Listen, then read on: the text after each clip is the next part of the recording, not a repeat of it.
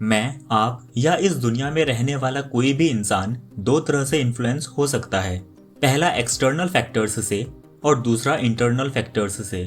External factors वो factors होते हैं जो हमारे कंट्रोल में नहीं हैं, जैसे कि लोगों के एक्शंस और उनकी ओपिनियन।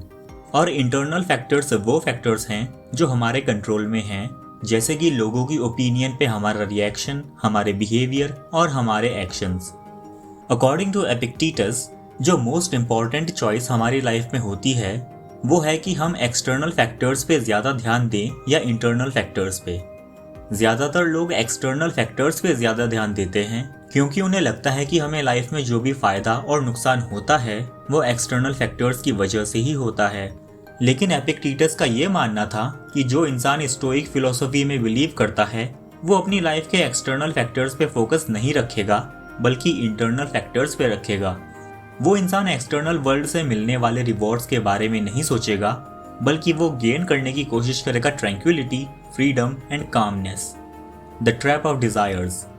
हमारी लाइफ में कुछ डिजायर्स होती हैं जहां तक पहुंचने के लिए हम एक रास्ता बनाते हैं। स्टोइसिज्म बस हमें इस रास्ते को एक नई तरीके से देखने में हेल्प करता है। अगर आप लोगों से पूछेंगे कि लाइफ में कंटेंटमेंट कैसे अचीव करें तो ज़्यादातर लोग कहेंगे कि अपनी डिज़ायर्स को अचीव करके। लेकिन एपिक्टेटस ने कहा है कि it is impossible that happiness and yearning for what is not present should ever be united. इसका मतलब है कि हम हैप्पीनेस और डिज़ायर्स को एक जगह पर नहीं रख सकते हैं।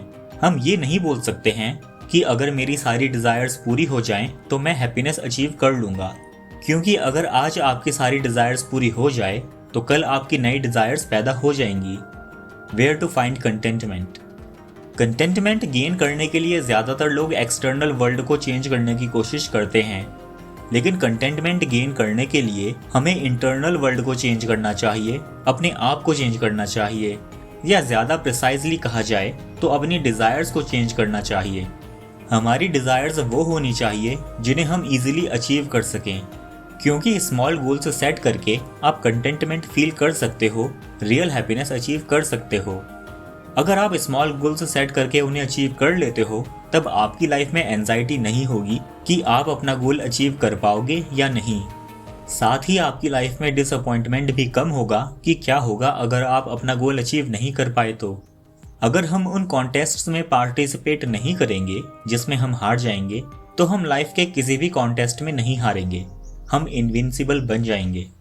सम things are up to us and some are not up to us. जो चीज़ें हमारे कंट्रोल में हैं, जैसे कि हमारी opinions, impulses, desires and aversions, हमें सिर्फ इन्हीं के बारे में सोचना चाहिए और उनके बारे में नहीं जो हमारे कंट्रोल में नहीं है। डाइकोटोमी ऑफ कंट्रोल को एक्सप्लेन करते हुए एपिक्टेटस ने कहा है that some things are up to us and some things are not up to us. Dichotomy मतलब किसी स्टेटमेंट के एक से ज़्यादा मतलब निकलना। तो इस फ्रेज के साथ डाइकोटोमी ये है कि some things are not up to us का मतलब यहाँ पर क्लियर नहीं है। इसका मतलब ये भी हो सकता है कि वो चीज़ें जिन पे हमारा जरा भी कंट्रोल नहीं है, और इसका मतलब ये भी हो सकता है कि वो चीज़ें जिन पे हमारा कुछ कंट्रोल तो है लेकिन पूरा कंट्रोल नहीं। इसे एक क्रिकेट मैच के एग्जाम्पल से समझते हैं। क्रिकेट मैच में इंडिया की टीम जीतेगी या नहीं ये उनके हाथ में नहीं है। हाँ, लेकिन अगर वो अच्छे से प्रैक्टिस करें और फील्ड में अपनी बेस्ट परफॉर्मेंस दें तो चांसेस हो सकते हैं कि वो मैच जीत जाएं। और यही है having some control on the things. लेकिन ऐसा कहने पर एपिक्टेटस की ये डाइकोटोमी ऑफ कंट्रोल की थ्योरी एक्चुअली में बन जाती है ट्राइकोटोमी ऑफ कंट्रोल। अब इसमें तीन चीज़ें होंगी। नंबर 1, चीज़ें जो पूरी तरह से हमारे कंट्रोल में हैं। नंबर 2, चीज़ें जो पूरी तरह से हमारे कंट्रोल में नहीं हैं। और नंबर 3, चीज़ें जिनके ऊपर हमारा थोड़ा कंट्रोल है। अब अगर आपको लाइफ में कोई डिसीजन लेना है तो आप चीज़ों को इन तीनों में से सिर्फ और सिर्फ किसी एक कैटेगरी में रख सकते हो। अब बात करते हैं उन चीज़ों की जिनके ऊपर हमारा पूरा कंट्रोल है। गोल्स। हमारा पूरा कंट्रोल होता है इस बात पर कि हम अपने लिए कौन से गोल्स सेट करते हैं।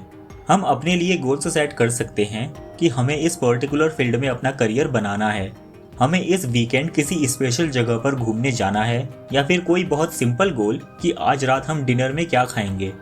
हमारा बेशक पूरा कंट्रोल है अपने लिए गोल्स सेट करने में, लेकिन हमारा कंट्रोल इस बात पर नहीं है कि वो गोल्स हम अचीव भी कर रहे हैं या नहीं। हम अपने गोल्स अचीव कर रहे हैं या नहीं, इस बात को हम इस कैटेगरी में रख सकते हैं कि जिन चीज़ों के ऊपर हमारा कंप्लीट कंट्रोल नहीं है बल्कि थोड़ा ही कंट्रोल है। एपिक्टेटस ने कहा है कि हमारी ओपिनियंस के ऊपर भी पूरा कंट्रोल रहता है। इसके साथ ही हमारा पूरा कंट्रोल होता है कि हम किन चीज़ों को ज़्यादा वैल्यू दें और किन चीज़ों को कम।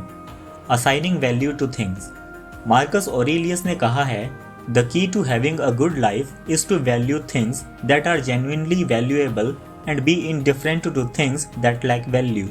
मार्कस ऑरेलियस का मानना था कि क्योंकि ये हमारे हाथ में होता है कि हम किन चीज़ों को कितनी वैल्यूज़ दें, इसलिए ये भी हमारे हाथ में ही होता है कि हम कितनी अच्छी ज़िंदगी जी रहे हैं। ये हमारे ऊपर है कि हम मूवीज़ और वीडियो गेम्स को कितनी वैल्यू दे रहे हैं और अपनी पढ़ाई को कितनी। हम दोस्तों के साथ घूमने और स्पोर्ट्स खेलने को कितनी वैल्यू दे रहे हैं और अपनी फैमिली को कितना टाइम देकर उन्हें कितनी वैल्यू दे रहे हैं। अपनी ओपिनियंस को समझदारी से बनाकर और फिर हर चीज़ को सही वैल्यू देकर हम सफरिंग, एंजाइटी और ग्रीफ से बच सकते हैं। कैरेक्टर। मार्कस ऑरेलियस का मानना था कि गोल्स, वैल्यू टू थिंग्स और ओपिनियन के अलावा हमारा कंप्लीट कंट्रोल इस बात पर भी होता है कि हम अपना कैसा कैरेक्टर बिल्ड करते हैं। ये हमारे अंदर है कि हम अपने अंदर किस तरह की क्वालिटीज़ को बिल्ड कर रहे हैं, जैसे कि qualities of sincerity, dignity, industriousness and sobriety. I hope आज का ये वीडियो आपको अच्छा लगा होगा। Thank you for watching and thank you for subscribing.